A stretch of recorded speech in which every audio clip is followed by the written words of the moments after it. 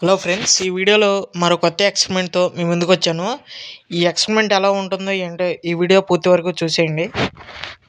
First ఒక చిన్న Thums Up bottle, 20 rupees Thums Up bottle తీసుకున్నాను. అలాగే ఒక బెలూను. ఈ రెండింటితో ఎక్స్పెరిమెంట్ చేద్దాం. థమ్సప్ ఎక్కువ ఉంది కాబట్టి కొంచెం తాగేసాను. థమ్సప్ తాగేసిన తర్వాత ఈ విధంగా ఉంది. ఇప్పుడు మనం ఈ బెలూన్లో కొంచెం సాల్ట్ వేసుకోవాలి. సాల్ట్ వేయడం రిస్క్ అనిపించి ఈ గరెట్ సాయంతో సాల్ట్ వేసాను. ఇప్పుడు ఈ థమ్సప్లో సాల్ట్ పడకుండా జాగ్రత్తగా ఈ బెలూన్ని క్యాప్కి ఫిట్ చేసుకున్నాను. చూసారు కదా గ్యాస్ అనేది ఏ విధంగా వచ్చిందో.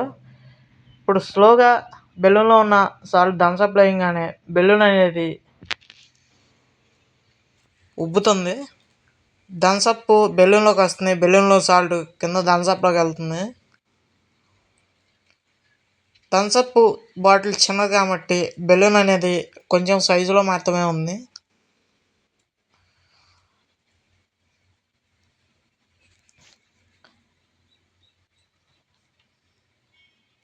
ఈ వీడియో పైన మీరు ఎక్కువ సపోర్ట్ చేస్తే 2 లీటర్ థమ్సప్తో ఈ ఎక్స్పెరిమెంట్ ట్రై చేద్దాము. చూసారు కదా వీడియో నచ్చితే లైక్ చేయండి.